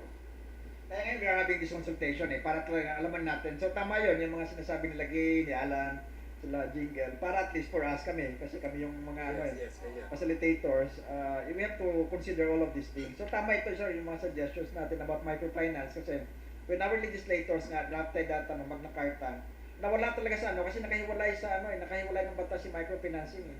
So hindi siya nakasama doon sa Magna Carta for MSME. That's why they were only harping on the banks. We didn't ito tama. 100% ng mga MFIs are into micro-lending. So why did they not consider that? Because hindi naintindihan. The average person you talk with, legislature or even in government, unless kasama natin, hindi na naintindihan pinag-uusapan natin. They don't understand the nuances and problems we have to deal with. Diba? And yet you have people like those in SPC. Nasayang, they could do so much good, pero they're burdened with all. Imagine, may mandate mong B3 sa kanila, 8 months na rin ang program. For me, mahirap yun eh. Sorry ma'am. Pero kung ako yun, I'll say, So can you, maybe we can task now the DCYF, no? If you can come up with that position, sir, no? Why is it, parang... dapat MCT. Kasi partner ng MCT, No, It's not that I don't want, madalian I can do that. And we have people, ang sinasabi ko lang, I think we can work best if MCPI, who has all of this group and card, will do something and then we'll be happy. Kasi kami academics kami. Most of, I may be in the NGO, but my background, I used to be corporate finance. I've been in education now for 3 decades. And the nice thing is we're the guys producing all this. We're producing a lot of research. And we host a lot of research conferences. Once you have that, we can help you with the fundamental research to make it stronger. Kasi ang kalaban mo, puro kanila, anecdotal eh. Pag kami sumama, we will really generate the data. Like, we are the only ones who have done a nationwide CSR survey. Can you imagine? And we did close to a census. Pero tama kasi ito yan. Ngayon ko lang na-realize ito, no? Kasi itong, ano nga tawag natin dito sa Microfinance NGO Act? Ano nga lang? Council. MNRC. MNRC. Kasi katulad niyan, ang intention ni MNRC kasi is to provide incentives kay MFIs that are providing assistance to yung mga talagang marginalized na yun. Pero ang mangyayari kasi, ang Magna Carta natin for MSMEs, ang bias niya is toward MSMEs. Yes. Ito siya toward MFIs. Mamaya baka magkaroon ng conflict kasi while they are given incentives doon, ipipanalize kaya siya dito sa Magna Carta. Kaya nga, yun ang tama na kayo dapat na magpustama rin yun, sinasabi ni Mr. Yap, na kayo na mag-come up ng position. Pero hindi namin, once we are already in the council, ibang magiging position namin eh. So, yun ang siguro, you have to look at there. Tingnan mo yun kasi hindi kami may doon. Madali mo sa akin, ako pala. Yun ang mo doon kasi dapat naka-position ka na rin dito sa kay Magna Carta eh.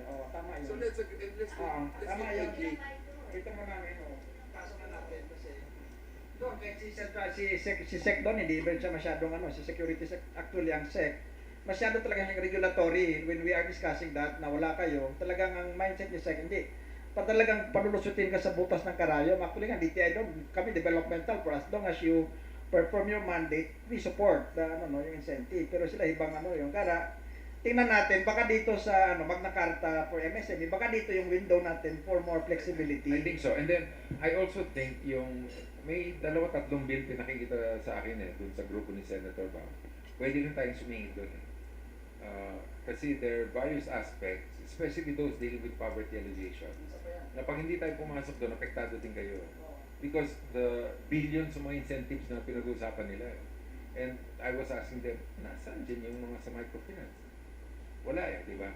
So, I think, so long as we can identify 2 or 3 priorities, not too much, and then we really work on it quickly, I think we can do it because at the level of the people who really implement, the ones who run the bank, gusto naman nila ito They just don't know where to go.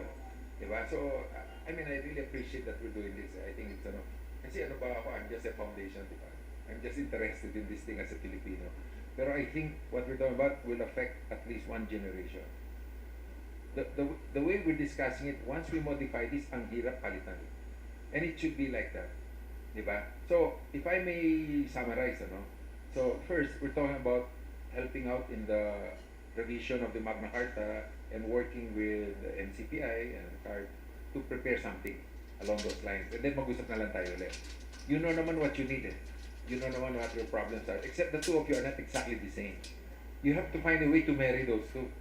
Kasi kung hindi, mahirap masyado. And I'm sure there are a few very important things where you can, suggestion ko lang. And then the second thing we're talking about is, we have to decide if we want to suggest that DTI working with us look into the matter of definition, because precisely because there's no consensus, we can create our own definitions. And when ASEAN starts discussing this in they should take the lead from us because we're the ones with the robust sector. If you don't define it, somebody in ASEAN will define it. So we might as well look into the definition already. That's something I would like people to consider. Okay, so nasa definition tayo. Now that's time for us to revisit yung mga nakapark na items. Just to conclude our session today. So yung unang naging kanina, yung parang the practicality of having another way of redefining our MSMEs. Pero just again, to give you an information kasi sa ibang countries, they have so many parang indicators defining the sector, defining the MSMEs. In fact, si Japan by sector eh.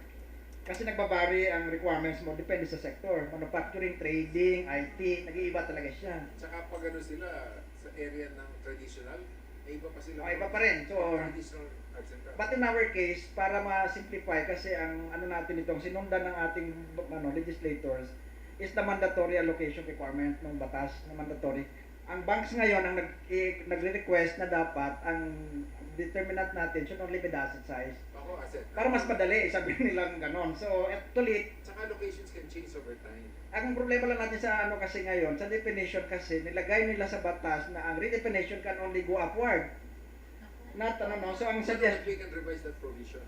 hindi nga, ang sabi natin nga sir, kasi pwede magkaroon tayo ng within the micro enterprise definition, we can have another siguro segment there. That's why gusto kong singit yung cottage. Kasi sinasabi yung cottage, practically cottage hindi na-restrict sa ginagamit talaga anywhere in the world. No, but it doesn't matter. We're in the Philippines. So siguro yung nga sabi namin, baka sa micro, within the micro, baka pwede tayo ng mga Large micros. rural or something, rural enterprise or You whatever. know, you cannot use rural because we in the country, if we keep growing at 6-7% or more, the definition of rural mawawala. You'll have a lot of urbanized areas. You don't want to get into that problem kasi you want your economy to grow, but if it continues to grow, within less than a generation, more than half of all your rural areas mawawala based on the way they define it. Otherwise, my suggestion is for you That's to why go asset for is a better way. Asset's a better way. No, go for a sectoral definition. So by sector magbabari tayo. Magkakaproblema ka because your economy is changing.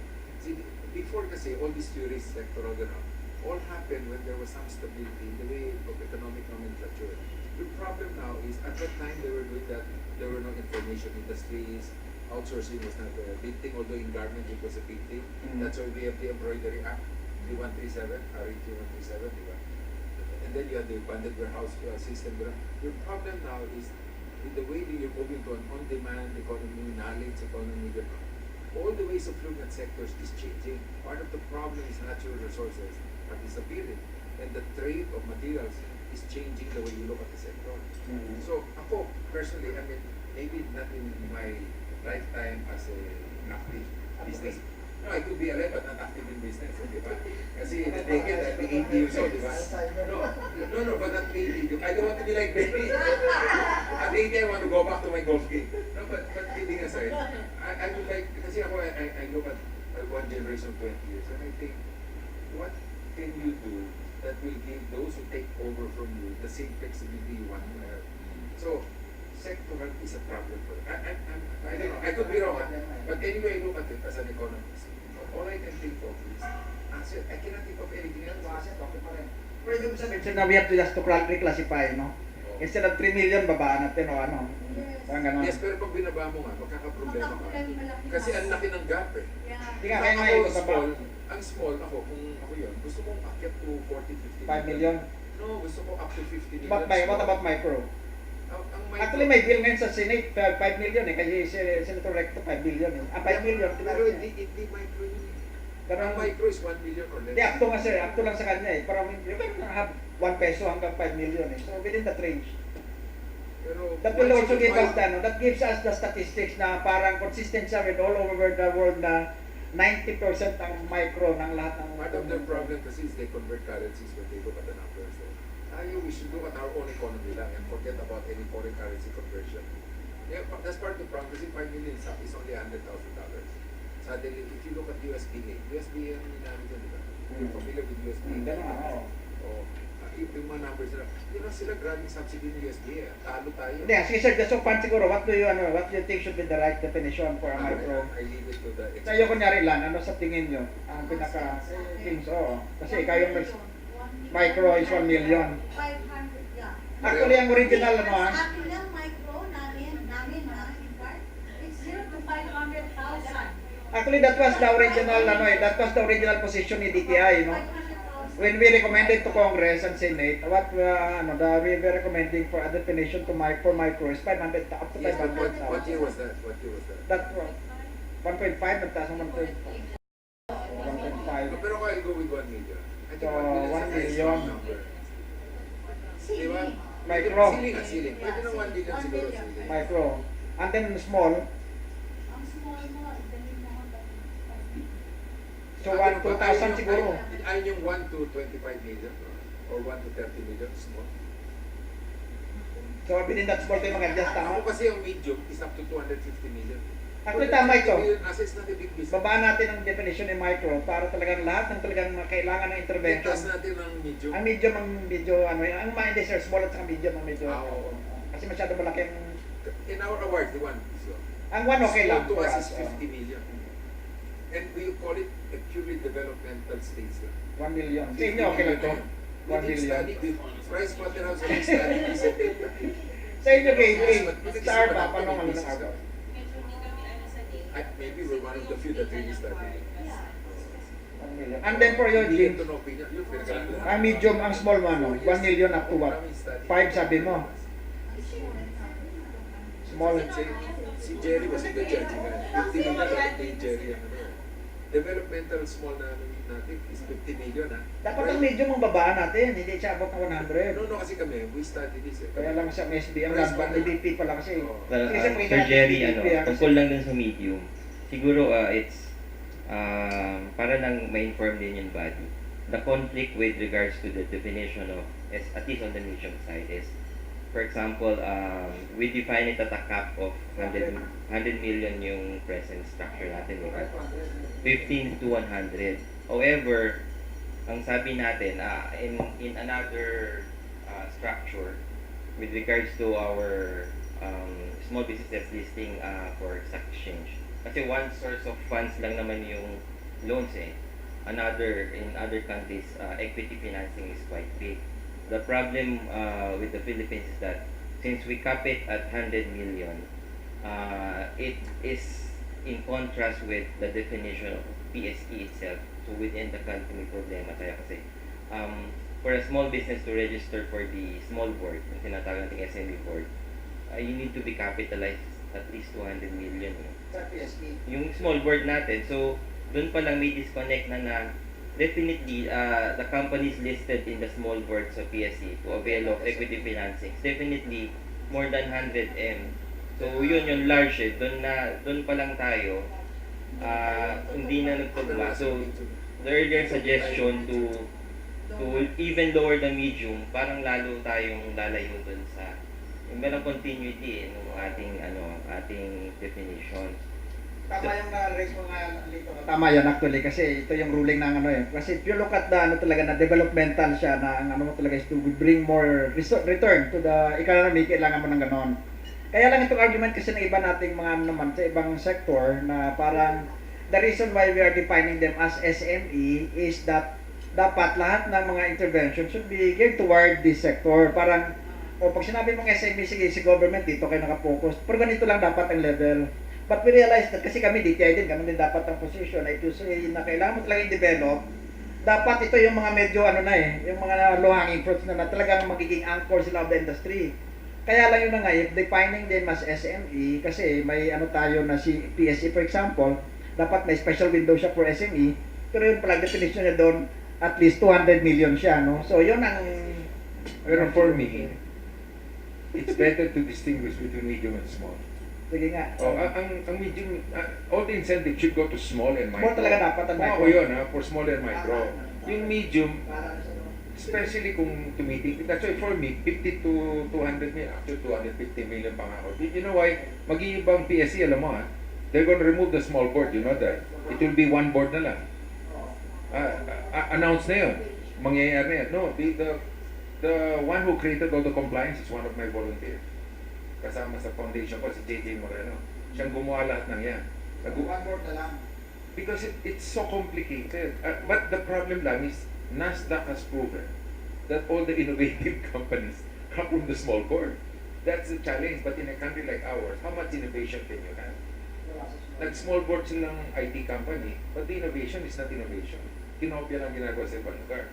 So, I think they'll end up following, sige, papunta tayo sa single definition, pero yung 200, siguro 200, 250, 300, titignan pa rin nila. That's why, for me, DTI and the rest of the government should focus on micro and small. And then yung medium, meron kang gagawin, but not the same as small. Combining small and medium, for me, is a mistake. So back to the definition in medium, sir. Small pala, 1 million to, sabi ni Jingle, 5. Ako 50. Sa'yo 50. So sige nga, Mr. Jingle. Okay, why did we come up with that definition of micro and small? Sa akin, sa aming mga bangko, it's because of yung nagiging non-compliance namin. Now, if we're going to, I don't see any reason why we have to redefine it kung yung inyo pong sinasuggest na ang compliance is omnibus na lang, then wala magiging problema. Wala nang issue. No, pero sa incentives, may issue. Ay, sa incentives. You cannot do this without talking about incentives. Because all the bills that I saw talk about incentives. Unless we can justify the existence of the microfinance and the... No, but don't you think incentives are needed by people like CARD, like the MFI? I want to give them incentives. Nandun na sa I want to microfinance hindi what, nandun na incentives eh. No, may tax holiday ba doon? Wala. More than the tax holiday yun, pero every transaction. We are now taxed 2% on the gross receipts. The tax holiday is zero taxes. 10 years no tax yung inisip ko. Hindi na po.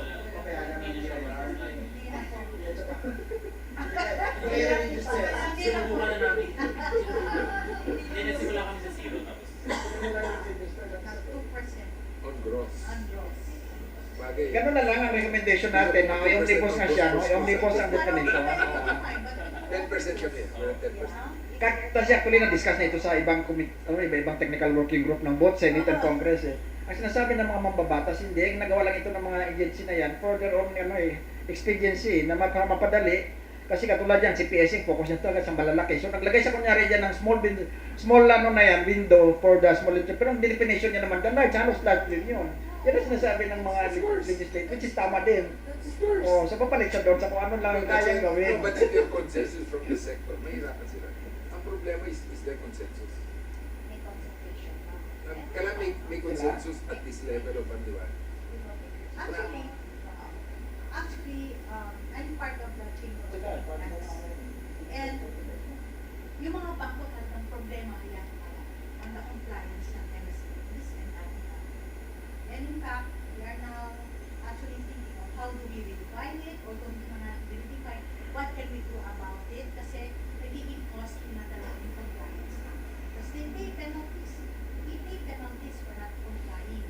So yung nga sinasabi ko, baka naman since kung ma-approve yung ating proposition na omnibus na lang yan, baka there's no need for us to redefine the SMS. So we'll go for that. Although naman, for the penalties naman, no, don't feel bad naman about your penalties kasi penalties goes to the PSP.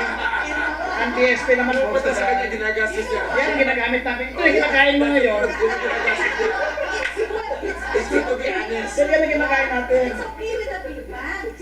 How about the small banks? Yung nagpa-penal? Pero ako, I think you should have incentives. You should define it pa rin. Yeah. Kasi, Tama yun, sir. Sige, we will pursue that one, ano. At some point then, they should be assisted din eh. Kasi once you open your markets under ASEAN, pag wala kang incentive at tulong, there will come a time, ASEAN agreements will not allow you to... Sige, sir, balikan natin ulit yung ano. Do it already eh. Sige po, sir, balikan natin po ulit yung ano niya kasi sinasabi niyo 1.1 to 1 million 1 to 50 no sa inyo no. Kay James naman is 5. Sige, titingnan natin yan kasi para mas magandang ganito. Ang sabi Ano, ng micro is 0 and then above 50, that's the medium, ano na.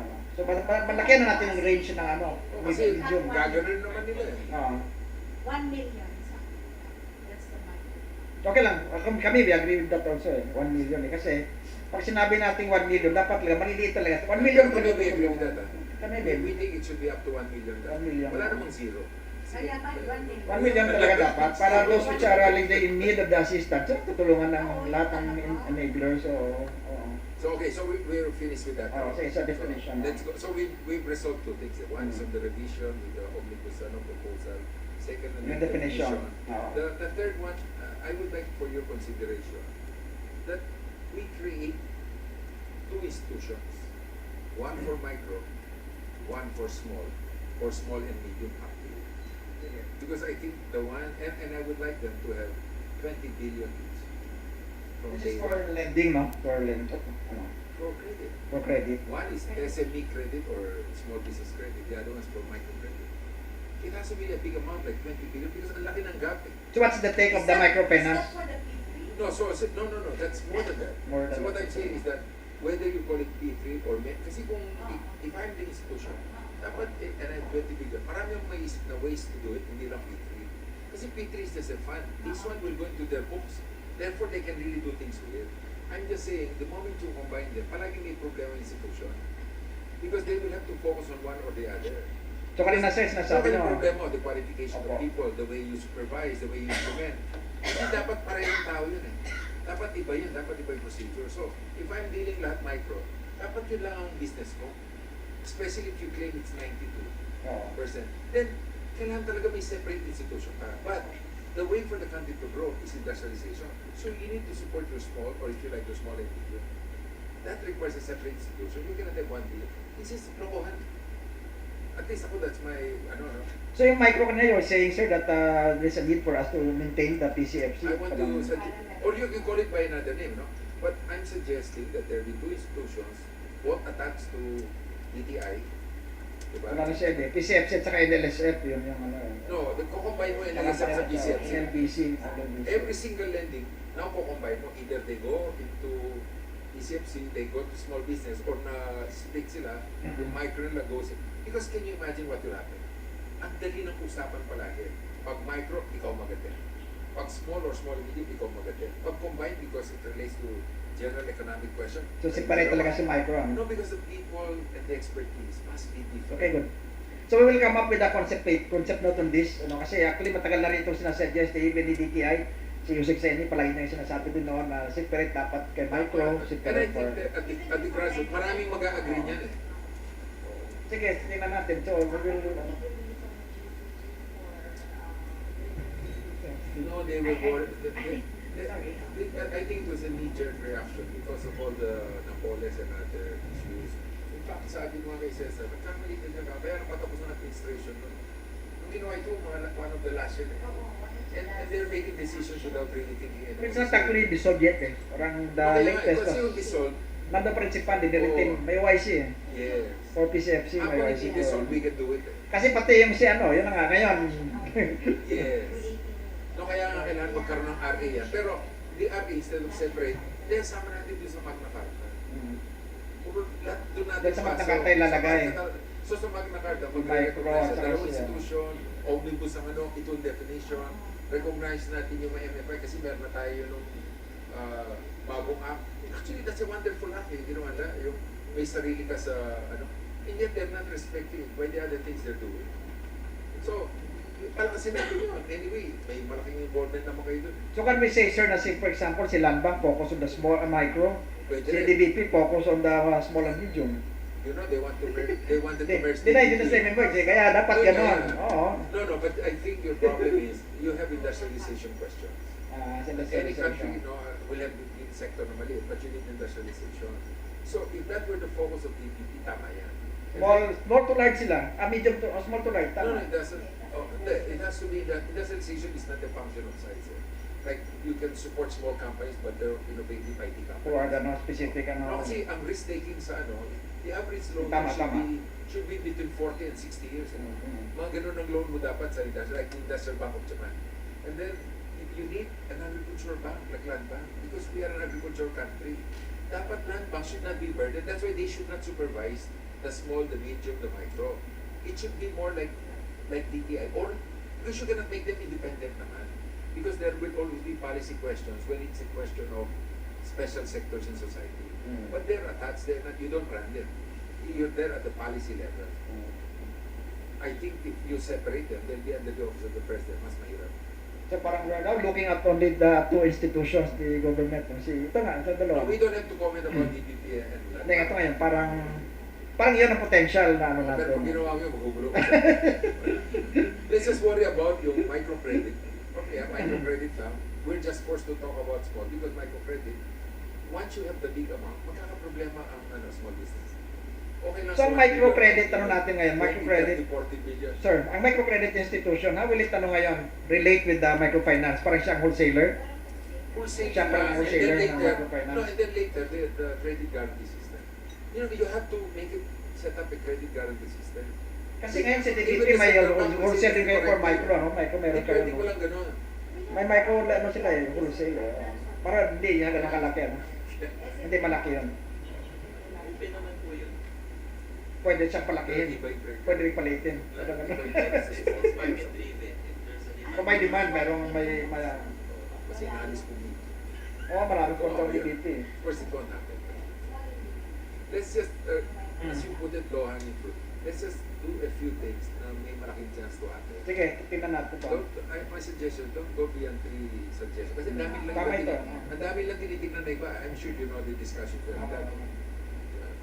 Actually, these are almost the same issues raised naman in the other fora, no? So parang ngayon kasi parang we're just trying to confirm it with you, with the stakeholders, especially in terms of the implementation ni P3 kasi we started the implementation without the benefit of consulting si Sir Alan, si Miss Jingle. Hindi. On a formal note kasi kailangan nating documented eh. Kailangan documented eh. Kailangan documented na report na to. But let's write the immediately. Let's suggest it. And then, I'm sure you know the people. We have some small meetings with some legislators. I mean, we have to do... Legislators natin are just waiting actually. Hindi pwedeng ganyan. Kailangan ko sabi natin sila individually. And then we can ask some people to get involved. Si Congressman Onabia sa Congress is already waiting for our draft And I bill. have 6 nephews in Congress. So Siya ang chair ng Committee on Entrepreneurship eh. So they're the ones looking at the amendment for the Magna pero Carta. ang daming makikilam ng committees yan. Ang daming na committees yan. Pero sa atin, ang Magna Carta is really under the small business entrepreneurship. Doon lang. I thought banking involved. Ay, hindi po. Hindi. No, Kaya mas once you do madali. this, banking will be involved. Hindi masyado kasi hiniwalay nila yung issue na pertaining to Ayos. bank. Mas Kasi madali. banking ang ganun. Magulo sa banking, mahirap yung dadangan. Magulo yan eh, madugo. Oo. Kaya dinadaan nila in such a way na hindi sila lalabas na magiging banking So concern. let's make sure we give it to them before the end of March.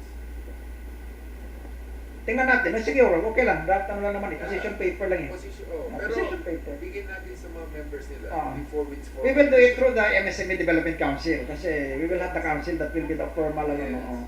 So input natin yan sa council meeting. So with this we are very thankful no na with the prodding, with the pushing of our big partner, the big partner. Alam mo, ano yun eh. Delikado mo dyan eh. Delikado mo dyan eh. So we're able to conduct Parang di ako... we're able to conduct this activity no 5-6 ang sinasabi niya. funded by the penalty from Jingle for non-compliance with the small and medium lending. Okay, so I think sir, we're done with our do you have any last word para at least just to cap the no? Well, thank you very much for keeping me awake. Thank No, you, but I really think this is useful, and I know I've heard this from other, also, but I've not seen a single paper. Maybe that is the difference. I've heard it, but nobody has been willing to write something. And then later, please tell us if we can help with. Mababait kami, so we have friends there. We have our writers at the back, sila Alice, yan ang mga writer Yeah. natin. No, kasi the key is you need consensus before they receive it. Dapat. And then we listen as if silang nag-suggest. Dapat ganun, di ba? If you've not done that, that's how... Tama yan. No, but imagine we're a private foundation, may napapa-approve kami bill. And if I tell you, you'll be surprised which one kami nagsulat. Di ba? Kasi kailangan, pero puro pakikisama kami. We don't give gifts, Our pakikisama is we just give respect. we just visit. That's it, walang picture, walang ano. You know, many of these guys just want like respect. Kasi they get enough of the others from everybody else. Diba? And then, thank you. Okay, so thank you very much. Thank you din, especially kay Alan, no, for skipping the other meeting and being here. Okay, thank you. Thank you, Ma'am Jiggle. Thank you. Kaya sabi lang kay Sir Alice. Okay, thank you, Jen. Thank you for compliment niya na yan. Compliment si Jiggle. Huwag ka na mag-comply pa ulit, ha?